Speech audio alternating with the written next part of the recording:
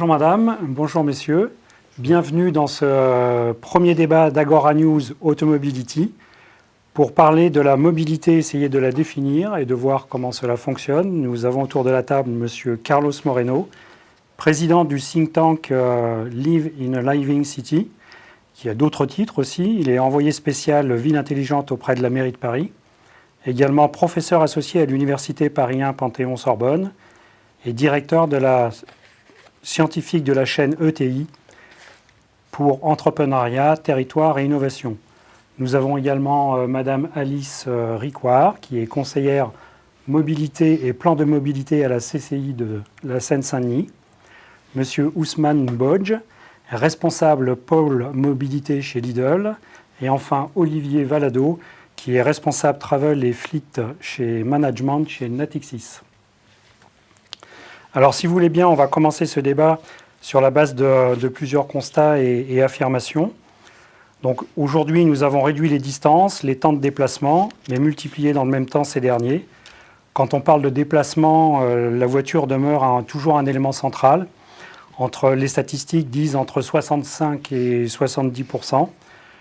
Beaucoup d'innovations et de nouvelles formes de mobilité se font, mais toujours autour de la voiture, notamment l'autopartage, le covoiturage, les VTC, la location entre particuliers. La seule chose qui semble changer, c'est le mode de consommation de la voiture. Et puis, on peut constater aussi un grand écart entre la mobilité dans les villes, les agglomérations, les fameuses smart cities dont on parle, et puis le monde rural qui a d'autres soucis. Et nous ne pouvons pas échapper, pour des raisons à la fois professionnelles et personnelles, à la mobilité. Mais donc on est obligé, on est contraint d'être dans ce mouvement, mais un certain nombre de réglementations existantes ou à venir vont nous obliger encore à être plus mobiles. Alors si vous voulez bien, on va commencer par essayer de définir ou de circonscrire ce qu'est la mobilité. On va donner la parole à M. Moreno, qui va essayer de nous définir la mobilité, puis ensuite on passera la parole à Alice. Bien, bonjour, merci pour cette invitation concernant ces sujets de toute actualité dans nos villes, métropoles et territoires. Et si on veut approcher la problématique de la mobilité, je dirais par une définition, il faut commencer par se dire qu'aujourd'hui, au niveau mondial, on le sait, le monde a basculé dans une vie urbaine en France, puisque c'est un peu l'objet de notre réunion aujourd'hui, de notre discussion. Nous avons vu l'émergence des métropoles, on est aujourd'hui 17, bientôt 22. Et au cœur de cette problématique métropolitaine se trouve la manière comme les hommes et les femmes vont se déplacer pour accomplir leurs besoins primaires, secondaires et tertiaires. Donc vivre, travailler, avoir de loisirs, se soigner, avoir accès à la culture. Et ceci entraîne un certain nombre de moyens qui doivent être mis en place, publics ou privés, basés certains pour des infrastructures parfois très anciennes, d'autres plus récentes, en anticipation également des nouvelles technologies qui viennent s'écroiser donc aujourd'hui. La mobilité, en fait, c'est notre propre capacité à utiliser des ressources publiques ou privées pour faire face à ces besoins. La monomodalité, donc, c'est cette capacité à prendre toujours un même moyen de transport au sein d'un territoire. Donc la multimodalité, quand on a plusieurs moyens de transport pour accéder à un territoire. Et on a aussi l'intermodalité, l'intermodalité pour pouvoir accéder donc, à des territoires voisins ou connexes en utilisant divers modes de transport. Pour un seul déplacement. Toujours pour un seul déplacement, d'un point A à un point B. Ça, c'est les définitions, on va dire, classiques. Aujourd'hui, nous sommes dans un monde qui est en disruption par rapport à la problématique de la mobilité, puisque nous sommes habitués à avoir deux modes de transport qui viennent de l'individuel vers le collectif, l'individuel la voiture, le collectif des moyens de transport mis par des infrastructures de type métro, bus, tramway, mais on évoluera dans les dizaines d'années à venir sur de nouveaux paradigmes, par exemple les transports à la demande, où je vais faire un déplacement d'un point A à un point B, mais en sachant que le point A, par exemple, c'est là où j'habite, le point B, c'est là où je travaille. Et il me sert offert un ensemble de services, en incluant la marche à pied, en incluant de mobilité douce, en incluant des moyens privés partagés ou pas, des moyens publics avec des infrastructures lourdes. Et c'est cet ensemble-là qui va accomplir la fonction pour laquelle je vais payer. On appelle ça aujourd'hui, d'un point de vue scientifique, avec un nouveau paradigme, mobilité as a service. La mobilité est un service. Donc la mobilité n'est plus un moyen, et la mobilité se voit comme un éventail des possibilités dans lesquelles l'usage sera facturé en fonction, tout simplement, de mon point d'arrivée, mon point de départ, peu importe ce que j'aurai pris. Alors Alice, vous qui travaillez sur les plans de mobilité, est-ce que vous avez une vision, une définition différente ou apporter des précisions sur le sujet ? Non, je crois que la définition est très précise. Effectivement, aujourd'hui, on parle de mobility as a service et c'est vraiment, on tend vers ça et je pense que M. Moreno a tout à fait raison. Dans les dizaines d'années à venir, on va vers ces services à l'usage. Donc effectivement, les entreprises, les employeurs aujourd'hui s'intéressent particulièrement à cette question de mobilité pour leurs salariés, mais aussi pour leurs prestataires, leurs visiteurs. Et vous l'avez dit en introduction, le cadre réglementaire finalement évolue aussi. Les pouvoirs publics prennent conscience que c'est un enjeu. Et donc voilà, il y a une obligation qui existe effectivement dans la loi sur la transition énergétique pour la croissance verte de 2015. Tous les employeurs de plus de 100 travailleurs sur site à réaliser un plan de mobilité. Sur un même site. Sur un même site, avant le 1er janvier 2018, et ce, à l'échelle nationale. Mais nous sommes déjà fin mars. Exactement. Donc oui, il y a un accompagnement qui se fait progressivement. Aujourd'hui, bon, il y a peut-être pas tout à fait 25% des entreprises qui ont déposé, ou en tout cas qui ont réalisé un plan de mobilité, en tout cas pour les plus de 100 travailleurs sur site. Le plus compliqué, c'est pour les plus petites structures, puisque là, on n'a pas forcément de ressources en interne pour travailler sur ces questions de déplacement et de mobilité. D'où votre rôle au sein des CCI. D'où notre rôle au sein des CCI, mais on est plusieurs chargés de mission à travailler sur ce sujet-là. Aujourd'hui, pour la région Île-de-France, nous sommes 14 dans un réseau régional qui s'appelle Promobilité. D'accord. Alors, on a vu la mobilité, mais on voit que c'est quand même...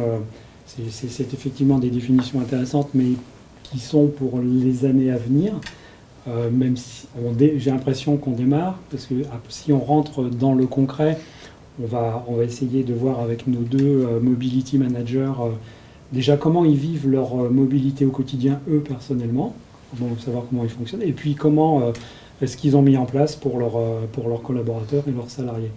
On commence par Ousmane.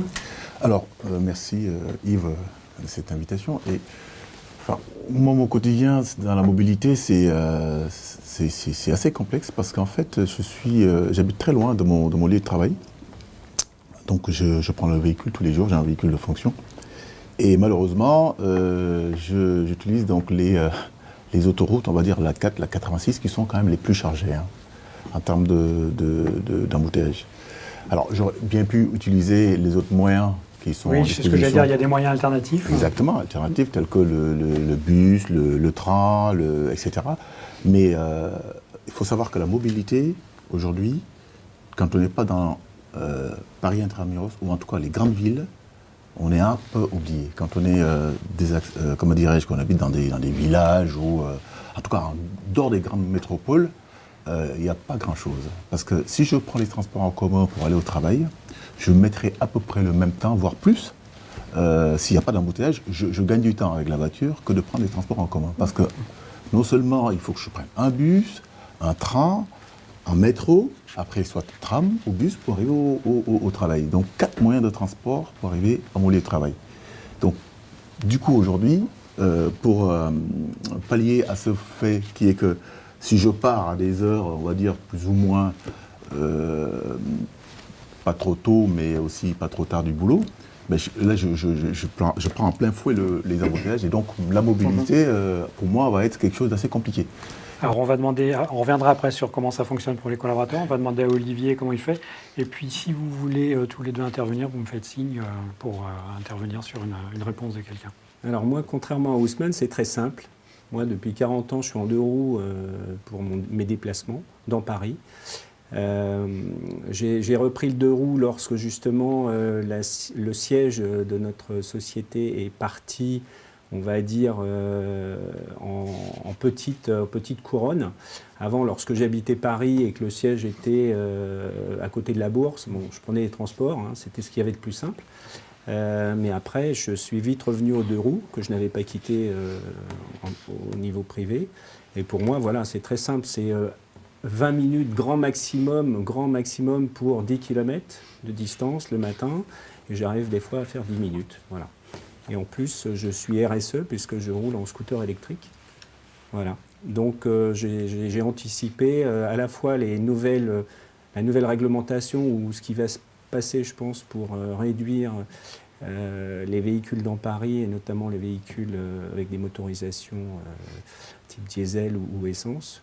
Et puis voilà. Donc ça veut dire que chez Natixis, ce qui n'est pas le cas dans certaines entreprises, l'usage du 2 roues à titre professionnel est autorisé. J'ai la chance de ne pas avoir de véhicule de fonction.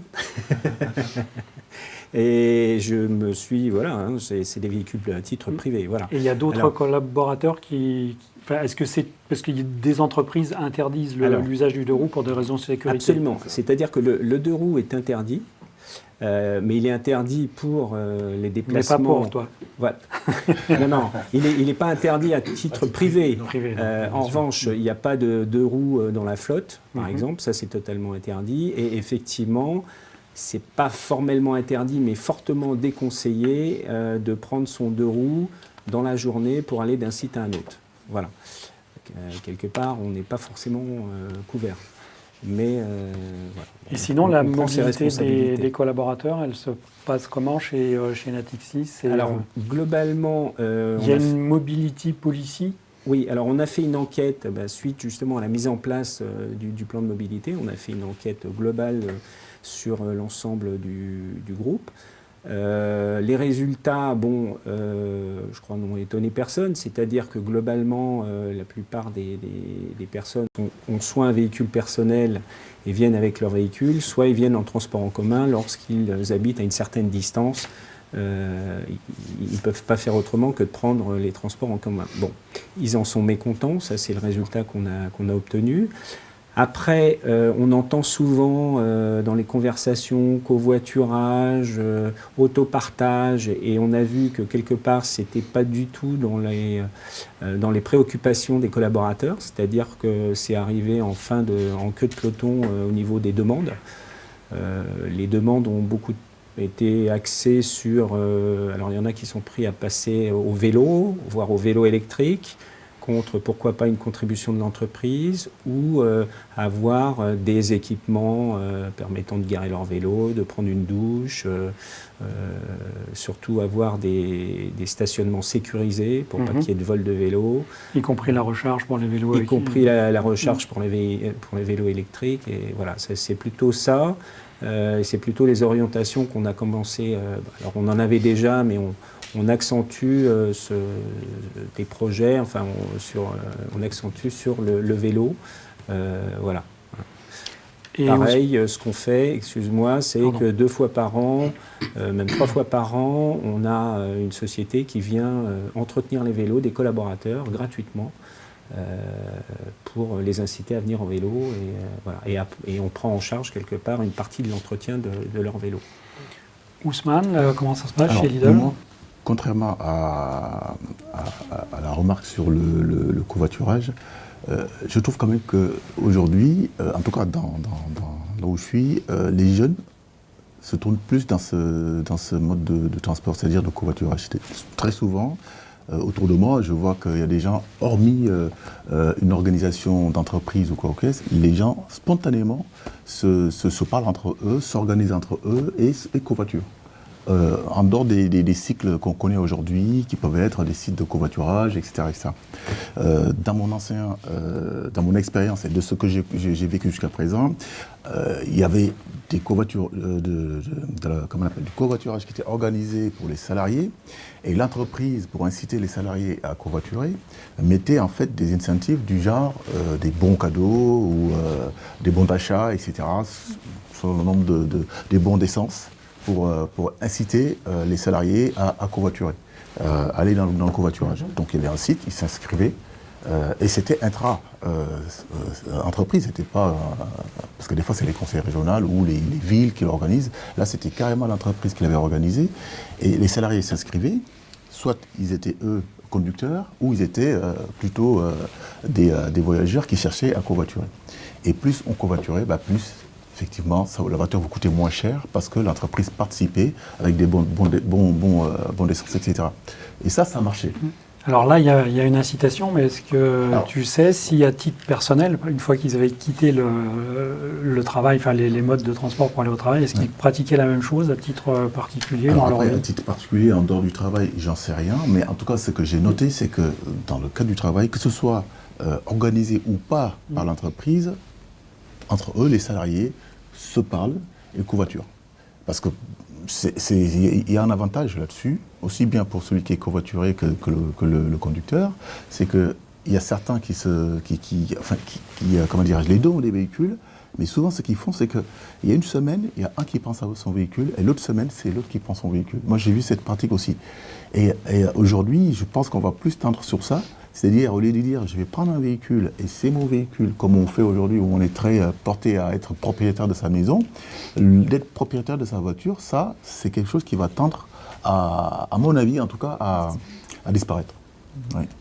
Alors ça concerne les véhicules personnels qui servent à venir au travail. Est-ce que les véhicules qui sont fournis par l'entreprise, que ce soit les véhicules de service ou les véhicules de fonction, est-ce que là on est prêt à les partager, notamment les véhicules de fonction ? Alors moi je travaille sur un projet, parce que j'ai vu qu'il y a des entreprises qui le font, parce que chaque entreprise a des véhicules de fonction, des véhicules de service, mais aussi des véhicules de pool, c'est-à-dire des véhicules partagés par les gens, par exemple, qui n'ont pas de véhicule de fonction et qui doivent se déplacer pour une mission quelconque, ou ceux qui ont des véhicules de fonction et qui ont des problèmes mécaniques avec leur véhicule, ils ont un véhicule de remplacement. Donc ce pool car-là, l'idée c'est de dire, et ça coûte cher aux entreprises, pourquoi ? Parce que quand c'est pas utilisé, qu'est-ce qui se passe ? Les véhicules dorment sur les parkings, les week-ends, les soirs, etc. L'idée c'est de dire, quand le véhicule n'est pas utilisé, les salariés peuvent les utiliser pour rentrer chez eux, mais à condition qu'ils covoiturent.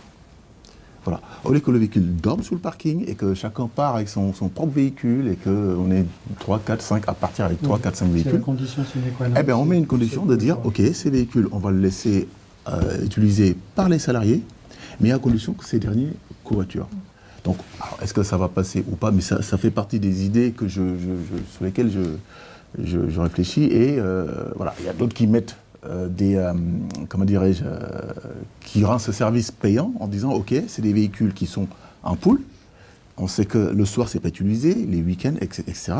On va laisser la possibilité aux salariés de pouvoir les utiliser pendant leurs vacances, le week-end ou le soir, moyennant une participation.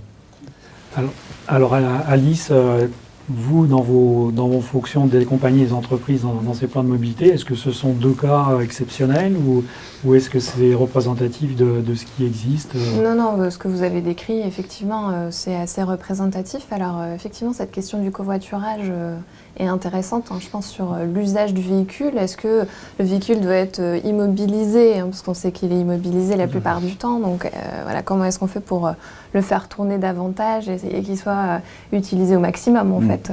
Donc ça, c'est intéressant. Il y a aussi la question, je dirais, plus globalement, de l'organisation du travail. Vraiment sur cette partie télétravail, travail à distance, flex office. Là, je constate qu'il y a énormément d'entreprises qui s'intéressent à ces sujets-là et qui mettent en place des contrats pour éviter tout simplement un déplacement, un domicile-travail en tout cas, au moins une fois par semaine, voire 2 jours par semaine, quand c'est possible. Il y a même des entreprises qui travaillent avec des centres d'appel. Aujourd'hui, on n'est plus cloisonné sur certaines fonctions. Donc ça a tendance à s'ouvrir et à poser d'autres finalement problématiques de mobilité parce que la personne qui va travailler par exemple chez elle ou dans un centre de coworking va effectuer d'autres déplacements. Un déplacement domicile-travail, c'est à peu près 27% de nos déplacements au quotidien. On a nos déplacements de loisirs, on a tous les autres, en fait, toutes les autres mobilités qui sont aussi à prendre en compte. Vous avez parlé du vélo, Olivier, c'est intéressant. Également sur l'indemnité kilométrique vélo qui existe. Donc c'est un remboursement de 25 centimes au kilomètre par salarié, avec une exonération de cotisation sociale de 200 € par an, qui peut paraître assez faible pour être vraiment incitative pour les entreprises. C'est ce qu'on constate aujourd'hui. Donc vraiment sur cette partie organisation du travail, et puis on en a parlé, la motorisation des flottes qui est en train d'évoluer assez fortement. Olivier, vous voulez intervenir? Alors, c'était pour compléter un peu ce que disait Ousmane, en fin de compte, pour avoir étudié depuis longtemps ce sujet d'autopartage. C'est la seule solution de le louer justement aux collaborateurs à titre privé. C'est la seule solution pour rentabiliser, pour amortir, on va dire, le surcoût de la solution en elle-même. C'est-à-dire que, pour comparer, si on prend un véhicule en pool pour des collaborateurs la journée, voilà, ça coûte tant. Si on prend un système beaucoup plus évolué avec le covoiturage, c'est beaucoup plus cher. Et la seule façon d'amortir ce surcoût, c'est de le louer à titre privé aux collaborateurs le soir ou le week-end. Donc voilà. Donc il faut être prêt, effectivement, à promouvoir et avoir surtout des clients, justement, pour rentabiliser le projet. Alors ça fonctionne comment? Il y a un site interne, c'est interne, on va réserver les véhicules? Après, oui, il faut faire ça, mais il faut aussi qu'il y ait une demande. Alors je vois chez nous, pour l'instant, je pense qu'il n'y a pas de demande. Après, je pense, pourquoi pas, essayer de proposer cette solution sur nos nouveaux sites parisiens où on a beaucoup moins de parking, justement. Et les gens, les collaborateurs ne viendront plus forcément et obligatoirement ou systématiquement avec leur véhicule, mais ils devront prendre des transports. Et là, à ce moment-là, le soir, s'ils doivent utiliser un véhicule pour aller chez des amis, pour aller dans la famille ou pour... s'ils ont un vrai besoin de véhicule et qu'ils seront venus le matin en transport, là, il y aura cette solution, pourquoi pas, de prendre un véhicule et à leurs propres frais, de louer le véhicule. Et est-ce que ça ira jusqu'à la possibilité de louer le véhicule pour partir en week-end ou pas? Pourquoi pas, c'est à étudier. Là, ce n'est qu'à l'étude, qu'au stade de projet, on va dire ça comme ça. On a des grands sites. Là, on a une tour de 6500 personnes qui va sortir de terre et qui va être mise en fonction en 2020. Donc, on est en train de réfléchir sur ces sujets-là, où là, il n'y aura quasiment pas de parking. Donc les collaborateurs viendront forcément en transport en commun. Donc là, s'ils ont besoin d'une voiture, il y aura peut-être cette solution d'autopartage payante. Voilà. Oui, Ousmane. Juste sur la partie comment ça fonctionne, c'est qu'aujourd'hui, pour gérer ces parcs-là, il y a des sociétés, beaucoup de sociétés utilisent un fichier Excel classique où on a les véhicules, un planning, et puis voilà, on gère ça comme ça. Mais on a aussi aujourd'hui des applications, des outils qui permettent de gérer le parc, mais aussi de rendre cette gestion, on va dire, un peu dématérialisée. C'est-à-dire les clés et tout ce qui s'ensuit. On a souvent dans les entreprises des badges, et de par ce badge-là, on peut ouvrir la voiture, etc., etc.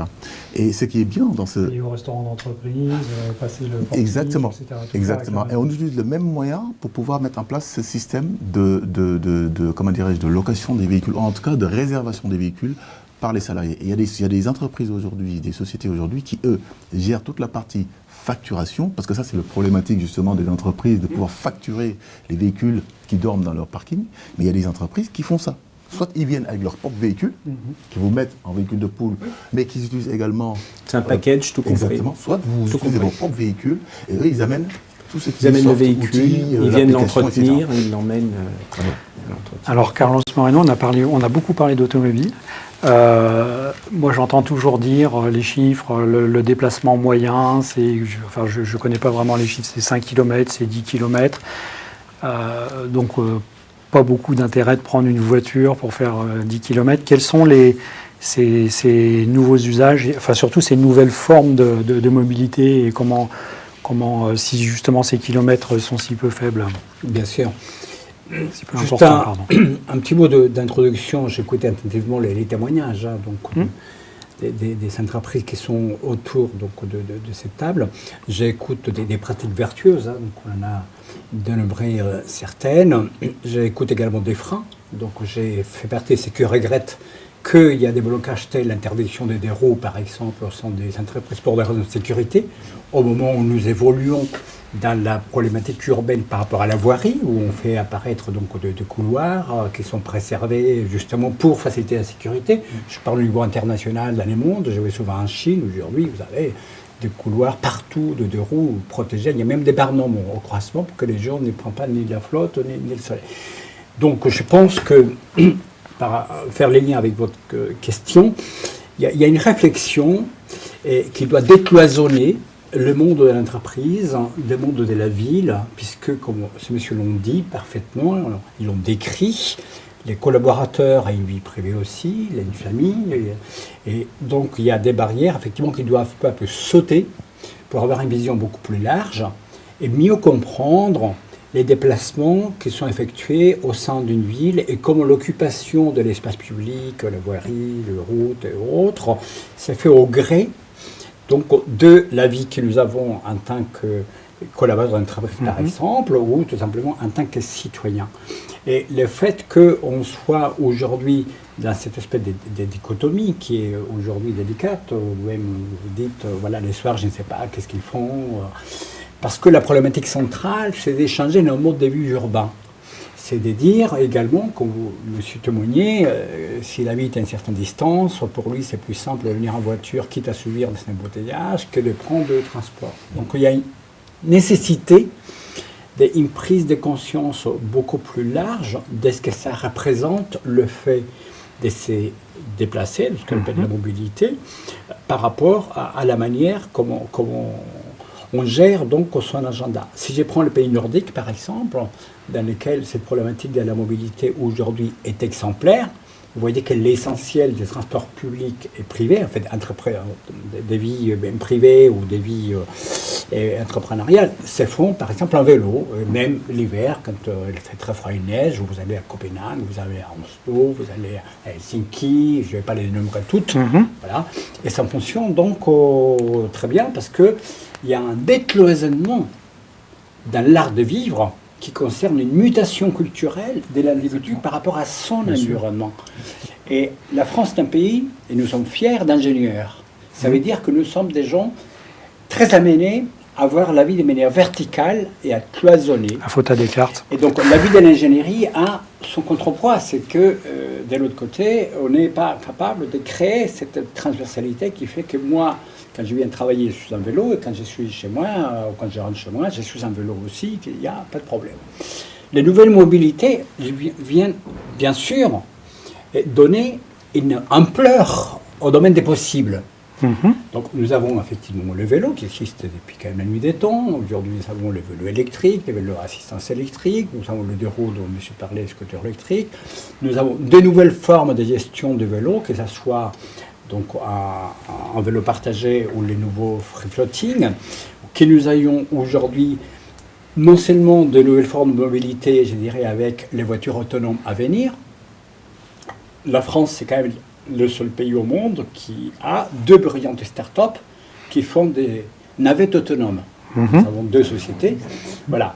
Parce que la solution de la voiture autonome, si c'est pour en avoir autant de monde, mais sans conducteur, c'est peut-être pas forcément la solution. Mais ça va dans le sens où on doit s'interroger dans la manière comme on vit, dans la manière qu'on travaille. En fait, la question au fond, quand on parle de la mobilité, je le dis souvent dans mes conférences, c'est pourquoi on se déplace autant. Oui. Quels sont les déplacements forcés et quels sont les déplacements d'agrément? Alors peut-être parce qu'on a réduit les temps de déplacement et donc ça permet, on en profite quoi.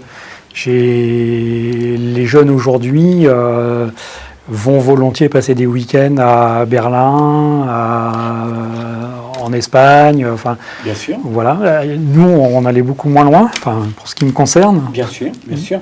Et néanmoins, c'est plus facile, c'est mieux organisé, c'est moins cher. Mais on prend l'avion pour aller, aller louer un Airbnb à Berlin, mais bon, on prend l'avion pour y aller. Bien sûr, bien sûr. Mais je pense que la mobilité aujourd'hui est un fait sociétal. Il faut le voir comme un fait des sociétés. Donc il faut l'adosser à une culture urbaine. quand on a des sociétés comme Gobail qui sont obligées de retirer leurs vélos des 4 ou 5 villes, on est face à un problème de culture urbaine. Parce qu'il y a une problématique de mobilité que nous devons approfondir, qui est la notion du bien commun. La notion du bien commun, c'est la manière comme les moyens que nous avons à notre portée permettent que l'usage ait lieu. Ce n'est pas parce que cette société est privée et que son vélo n'est pas attaché à un poteau avec un chêne et un cadenas qu'on peut considérer que je l'emporte donc sur mon épaule, que je pars avec, que je les jette par terre jusqu'à que le cadenas saute. Voilà, c'est un problème de culture urbaine. C'est un problème de relation par rapport au bien commun. Et je vais donner l'inverse. Donc aujourd'hui, on ne conçoit le métro question paye, et on considère que c'est un acte de sensibilité quand je saute le tourniquet. Mais demain, sera-t-il toujours ce même modèle économique par rapport au métro ou au tramway? Pourrons-nous passer à un autre mode de fonctionnement dans lequel c'est le contraire? Les tramways seront gratuits, nous aurons trouvé d'autres modèles économiques pour gérer des infrastructures à l'échelle d'une ville. Les débats, il faut l'ouvrir aujourd'hui, dans tous les domaines des possibles. La maire de Paris a proposé hier d'ouvrir à l'échelle d'une ville-monde comme Paris une étude, une réflexion sur quels sont les nouveaux modèles économiques urbains par rapport à la mobilité quand on a une démarche systémique liée à la pollution, la morbidité, la santé, l'impact sur le sécu, les problèmes qui se répercutent donc sur le travail.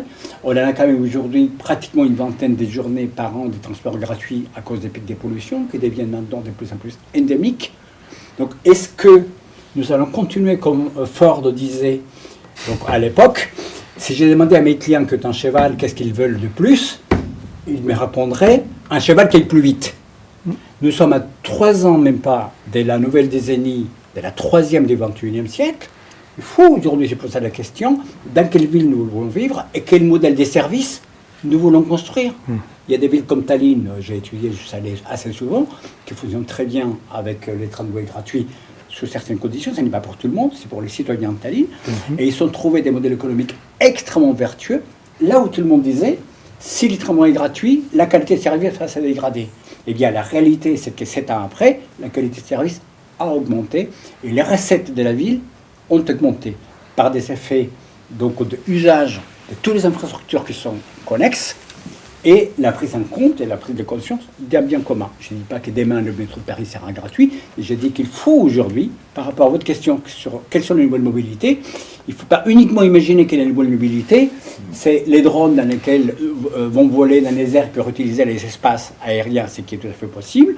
Ce n'est pas uniquement le fleuve, parce que nous avons les Sea Bubbles, donc des Alentejo, qui sont en train d'être essayés sur la Seine et dans d'autres lieux, mais c'est aussi les infrastructures actuelles pour lesquelles on se met en question sur le modèle économique et le modèle d'usage.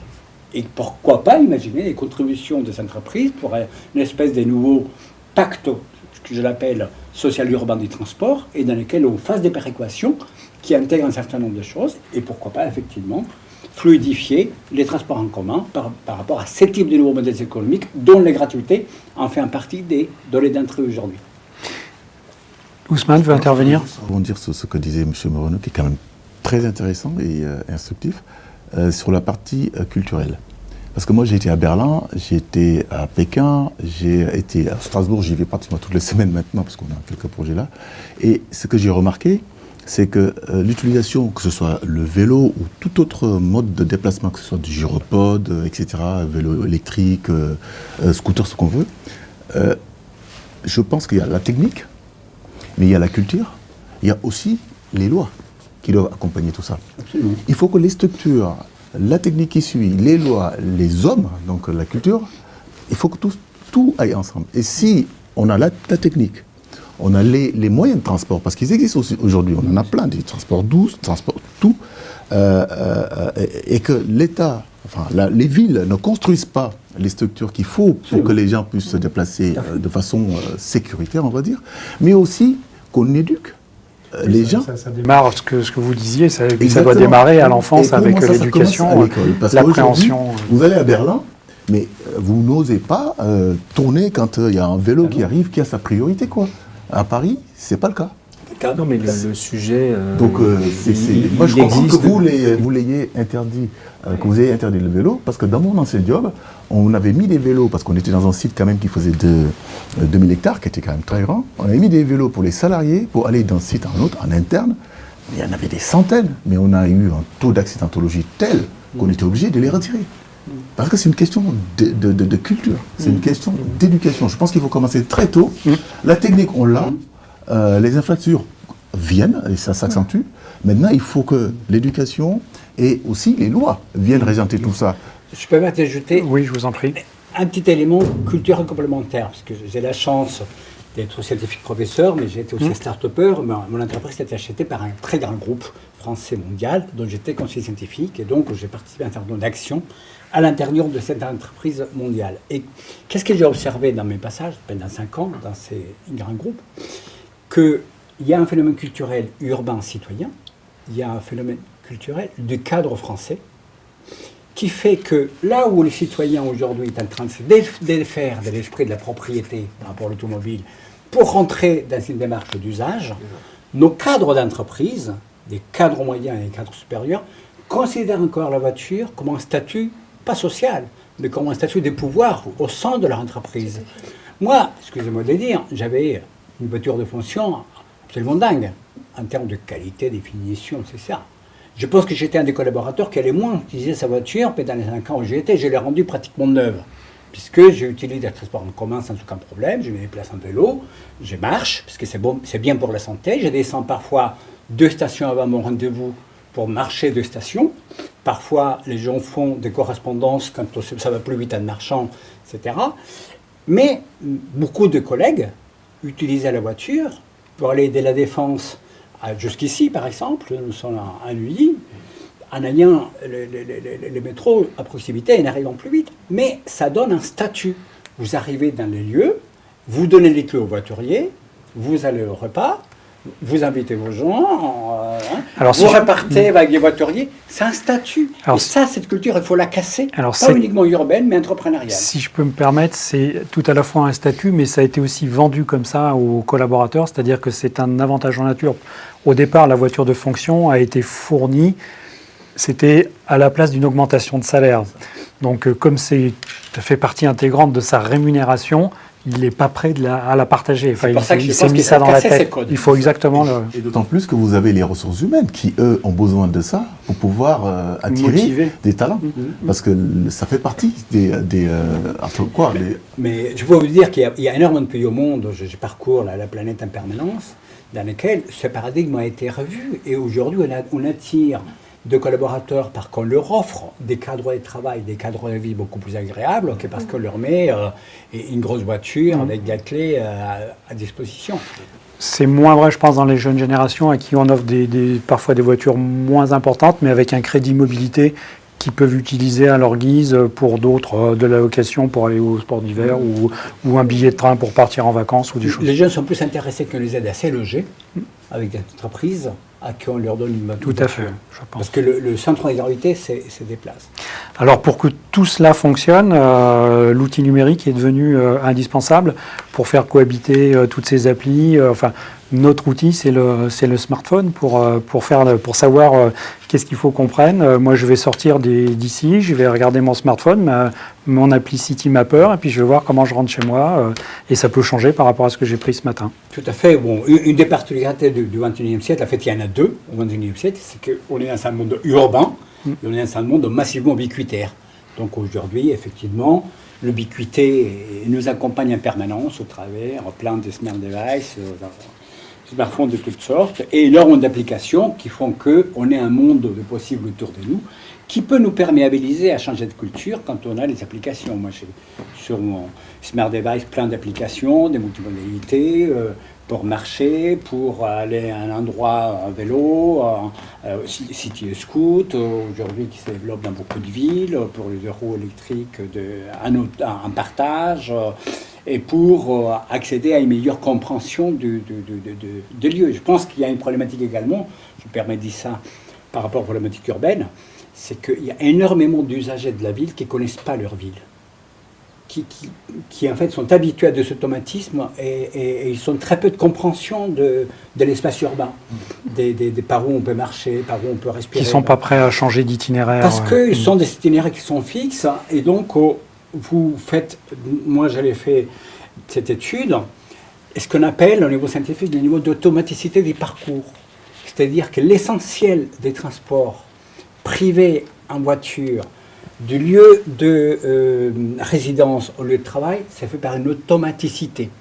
Ce qui fait que cette notion des bouchons, quand on a décidé, la maire de Paris a décidé de fermer les voies sur berge, ça s'est traduit par le fait que les gens, les premières périodes des bouchons, c'est lié à l'automaticité du parcours. Parce que les gens veulent passer par là. Et comme ils n'arrivent pas à passer par là, ils se déportent de rue à côté. Mais ils sont à côté, donc c'est des placements. Mais les études scientifiques le montraient, une étude magnifique à Cambridge qui a eu lieu, c'est qu'au bout de 7 mois, cette automaticité est cassée par les cerveaux humains parce qu'il y a un corps, ça tourne là-haut. Et ça s'est produit un phénomène scientifique qui s'appelle l'évaporation automobile. C'est-à-dire que les voitures disparaissent. Pourquoi ? Parce qu'on casse l'automaticité et l'humain commence à se dire bon, je vais peut-être regarder un domaine de transport, je vais prendre le vélo, je vais prendre la moto, je vais peut-être prendre le métro. Finalement, il n'y a pas de si mauvaise odeur que ça. Hein. Finalement, on y arrive quand même. Et quand vous regardez 1 an après les voies sur berge, j'ai fait l'étude personnellement, j'ai passé plusieurs mois à travailler là-dessus, où on a vu une lente mais certaine disparition du trafic donc, sur les quais au profit de cette évaporation qui est en train de se produire. Je voudrais juste dire un petit mot que personne n'a évoqué ici sur les impacts de la vie digitale dans nos vies par rapport à la mobilité urbaine. Parce qu'on y pense peu. C'est l'impact du commerce électronique.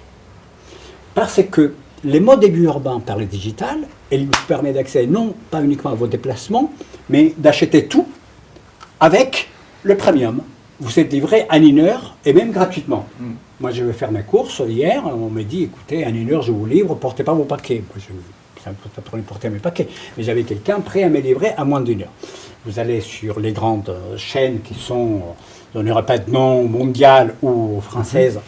On vous livre en 1 heure. Par quel miracle on vous livre en 1 heure ? Comment ça arrive en 1 heure ? Vous achetez une paire de chaussures n'importe où, vous achetez un livre, vous achetez un frigo, vous achetez un four à micro-ondes. Plus personne n'importe rien, là. Hop, on rentre dans un magasin, on se déleste sa carte bleue, et on sort, et 1 heure après, on réceptionne. Par où ça passe tout ça ? Eh bien, ça arrive chez vous, par un camion, ça arrive par les messieurs qui vont monter ça jusqu'à l'étage, etc. Quel est l'impact du commerce électronique dont sa croissance est exponentielle dans les 5 dernières années par rapport à la mobilité. Montre-moi les études qu'il y a là-dessus. Tout le monde est prêt à dire, Madame Hidalgo, vous fermez les voies sur berge, et Madame Hidalgo, vous les mettez de la gratuité. Mais combien de personnes se posent la question pour se dire, quand j'achète, quand je consomme et que je me fais un service premium, quelle est ma contribution aux embouteillages pour lesquels on est en train de râler en disant que c'est la faute de Madame Hidalgo. Donc je pense qu'il y a une réflexion sur le commerce électronique. J'irai dans votre sens, parce que ça, vous avez de la chance d'être livré en 1 heure. Il m'arrive d'acheter beaucoup d'acheter beaucoup de choses sur Internet, sauf que, enfin, je ne citerai pas les transporteurs. Normalement, qui doit livrer chez vous, il est posé un mot dans votre boîte aux lettres. Et en fait, au bout de 2 jours, vous n'avez pas d'informations sur ce que vous avez commandé. Vous appelez le prestataire et vous découvrez que votre colis, il a été déposé dans un dépôt poste. Il faut que vous preniez votre voiture pour aller chercher le colis et revenir, alors que normalement, ça devait être livré le lendemain. Voilà.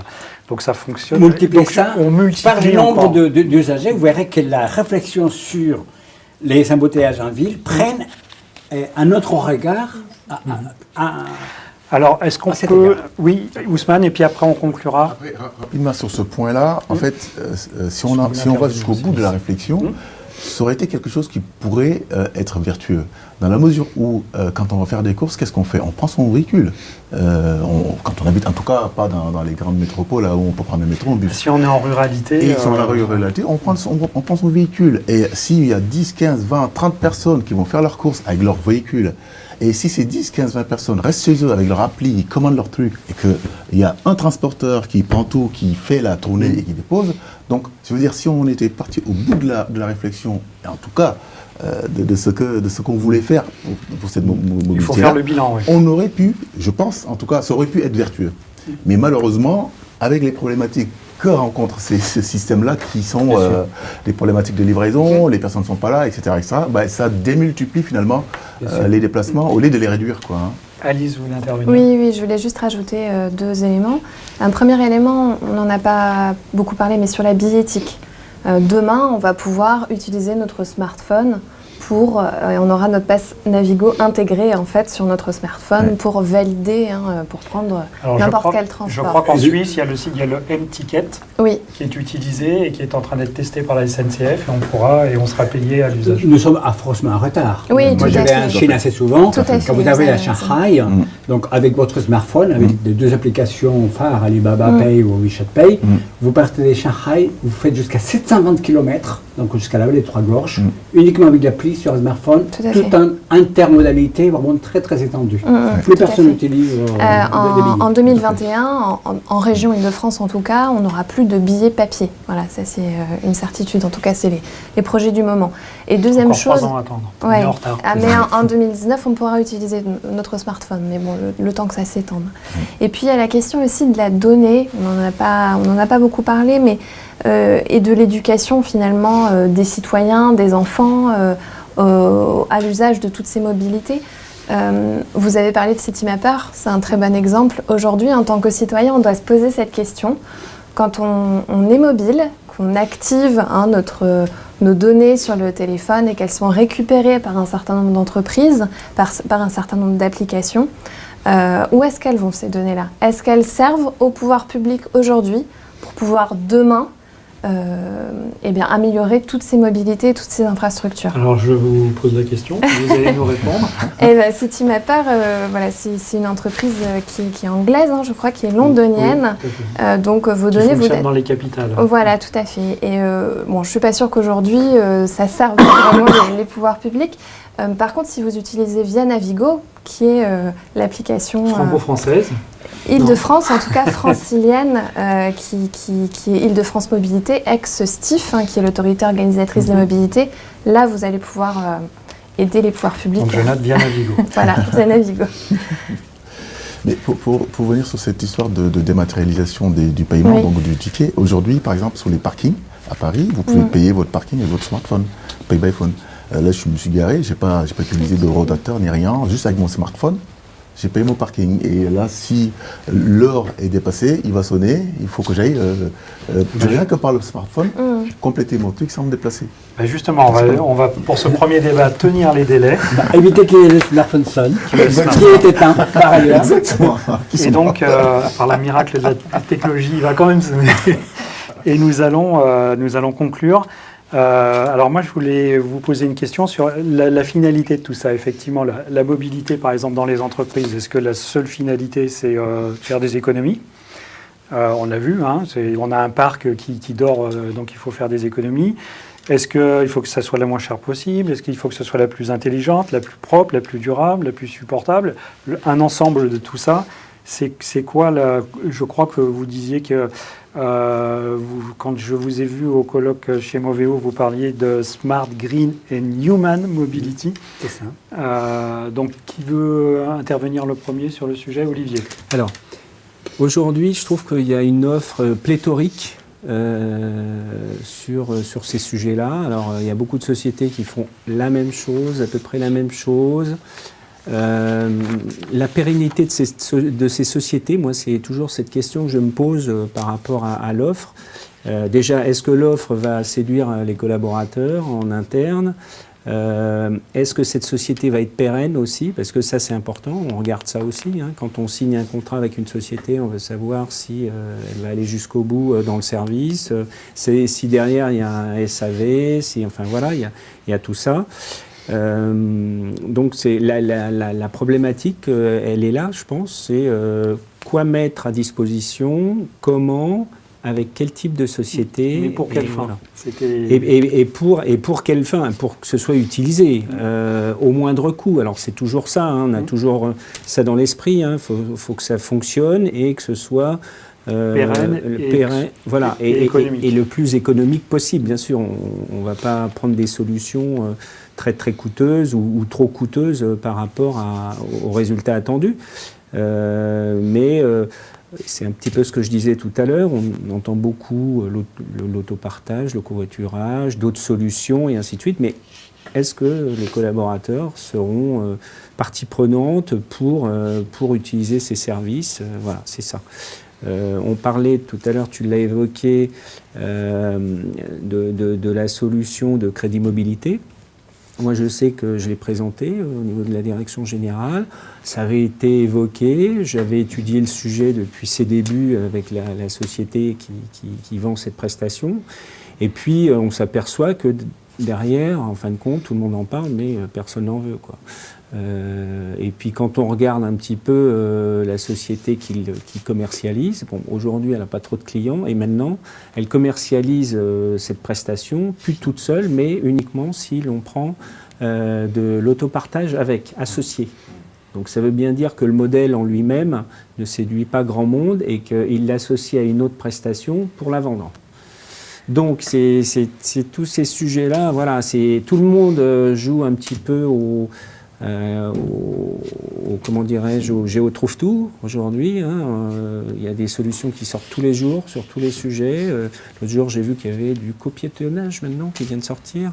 Voilà, il y aura une appli. Si on veut traverser la rue et si on se sent seul, on pourra prendre quelqu'un pour...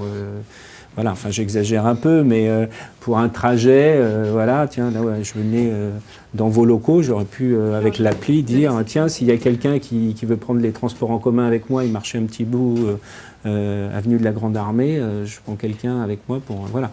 Il y a plein de solutions comme ça qui existent, qui sont un peu, à mon sens, limites par rapport aux besoins réels et aussi aux résultats que l'on veut par rapport à voilà, moins de pollution, voilà, il y a un peu de tout aujourd'hui. Alice, sur la finalité de tout ça? Oui, moi je vais rebondir sur la fin de votre propos. Pour moi, il y a quand même cette question environnementale qui aujourd'hui me paraît prioritaire. Quand on voit ce que fait la Chine, vous parliez de la Chine tout à l'heure, ils ont conscience de ces enjeux environnementaux et de cette question de la pollution de l'air. Donc voilà, la question de la durabilité me paraît quand même assez centrale. Alors je vais faire objection à votre honneur. J'ai lu des choses sur la ville de Chengdu, où on a construit une smart city idéale avec un moyen de déplacement à un quart d'heure à pied. Sauf que je crois qu'il y a 300 000 habitants pour je ne sais plus combien de millions de logements. Donc, Après, je n'ai pas dit qu'il l'avait encore mis en œuvre, mais en tout cas dans les politiques voilà, qui sont envisagées sur leur plan, qui durent une dizaine d'années, je crois. C'est bien intégré, en tout cas, dans les politiques publiques. L'environnement. Ousmane, et puis après on finira avec vous, monsieur. Moi, je pense que dans la mobilité, aujourd'hui, quand on prend les entreprises en général, on a deux problèmes. Un problématique qui est que vous avez tout ce qui est déplacement professionnel, mais vous avez aussi tout ce qui est gestion du parc automobile. Ça commence à se démocratiser, mais avant, ce qui se passait, c'est que vous avez le gestionnaire du parc automobile qui, lui, dépendait plutôt des achats. Vous aviez le gestionnaire du déplacement professionnel, donc tout ce qui est voyage, avion, train, etc., qui dépendait des ressources humaines. C'est pour et ça qui qu'il se y a parlaient des pas. mobility managers maintenant. Et maintenant, on a des mobility managers. Moi, j'ai la chance, parce que j'ai vécu en tant que fleet manager, et aujourd'hui, j'ai la chance de gérer les deux départements, que ce soit le déplacement professionnel et le fleet. Et ce qui est intéressant là-dedans, c'est que les deux doivent se parler. Parce que ça a du sens. Ça a du sens, les deux doivent se parler. Et tant qu'on n'a pas mis ces deux entités ensemble, je pense que les entreprises auront du mal à vraiment avoir une politique globale de mobilité qui a du sens. Ça, c'est le premier point. Le deuxième point, c'est qu'aujourd'hui, je pense qu'on a une chance, qui est que l'État s'y met en nous mettant, par exemple, le PDE, le bilan carbone, enfin, tous ces outils-là sont là. Le plan de déplacement d'entreprise. Exactement, pour pousser les entreprises à être un peu plus vertueux, à favoriser le covoiturage, etc., etc. Mais ceci dit, je pense que c'est bien de mettre en place des règles entre guillemets, et c'est même pas des règles, c'est carrément des suggestions, parce que les sanctions, il n'y en a pas sur le PDE. C'est une obligation, mais la sanction est une obligation. La sanction, elle viendra peut-être, je pense, plus tard, à part des subventions qu'on va vous enlever, mais aujourd'hui, il n'y a rien.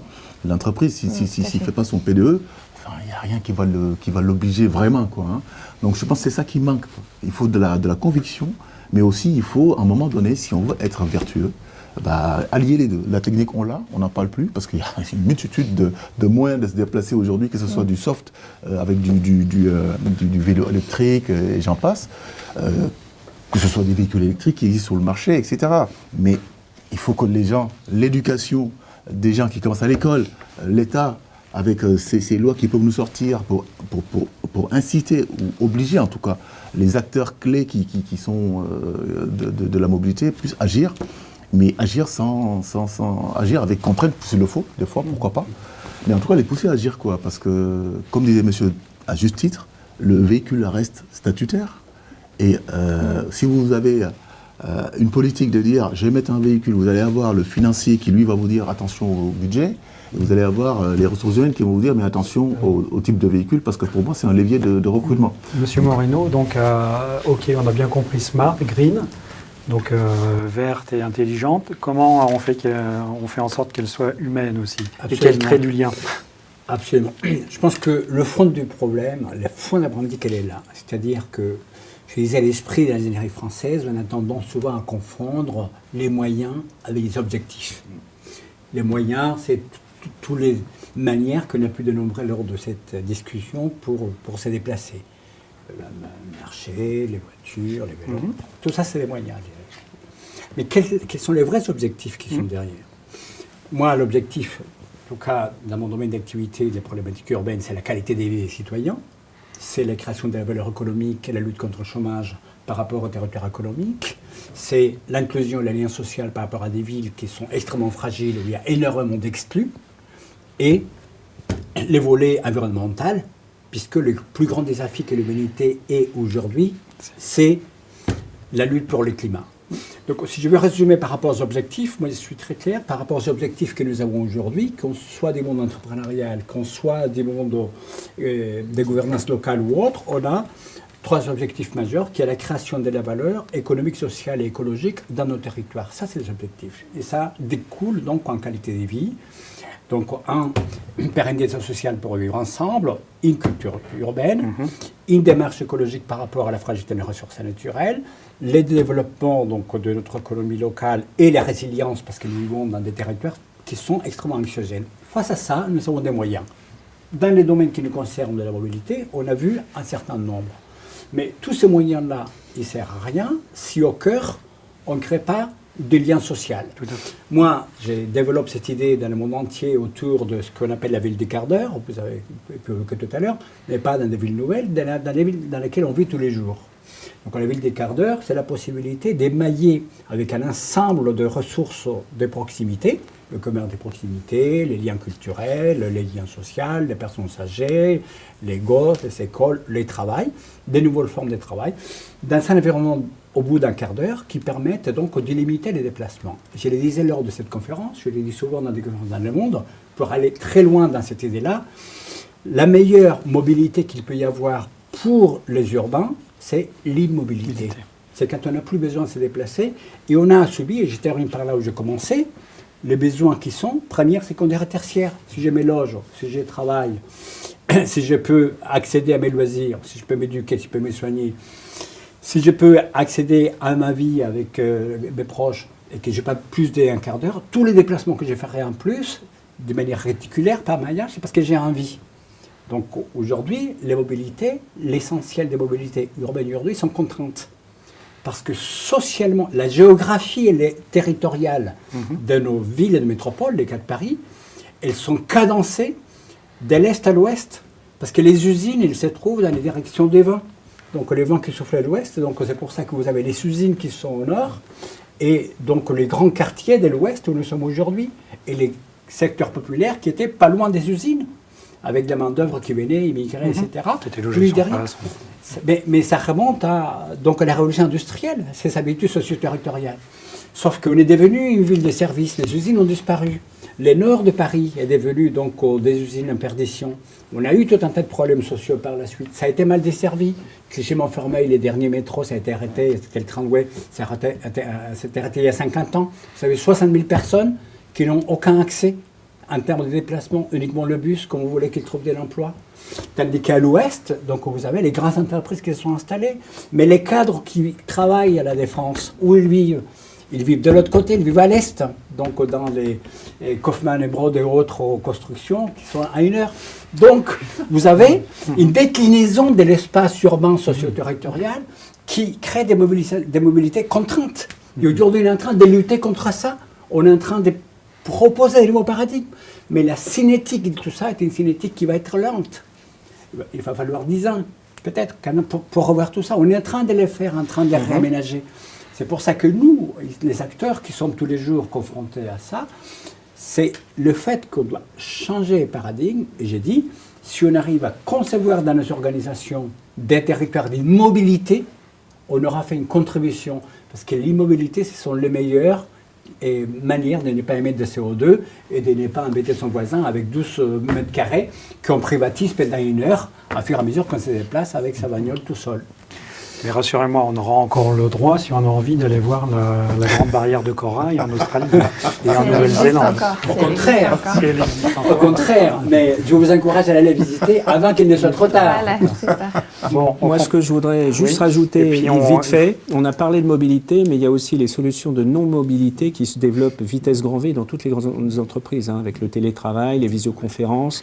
C'est ce qu'évoquait Alice avec le FlexOffice, etc. Voilà, et ça, on l'a mis par exemple dans le plan de mobilité, c'est-à-dire les jours de grande pollution, on fait du télétravail. Il y a les grèves qui arrivent, on va pouvoir le vivre, c'est du télétravail. Il y a eu les journées avec la neige, c'est du télétravail. Il y a eu les journées d'inondation, c'est du télétravail.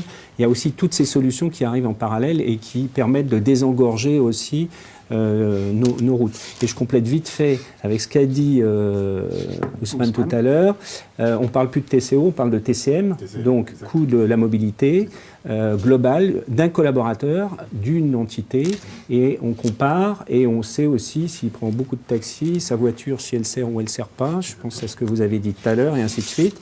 Et on essaye aussi de revoir ça avec la DRH, et avec la hiérarchie pour dire est-ce que ce monsieur il a bien une utilité, l'utilité d'avoir un véhicule de fonction, ou sinon il prend plus le taxi. Enfin, il faut qu'il fasse un choix à un moment ou à un autre, mais qu'il fasse pas tout en même temps. Voilà. Donc il y a aussi ça en parallèle qui est suivi et contrôlé, et pour essayer de rationaliser à la fois les coûts mais aussi les déplacements. Donc nous allons conclure là-dessus. Je vous remercie d'avoir participé. En tout cas, c'était très sympa et courageux de venir à ce premier débat, avec qui en verra beaucoup d'autres, j'espère. Donc d'Agora News Automobility. Merci encore. Merci. Merci. Merci. Au revoir.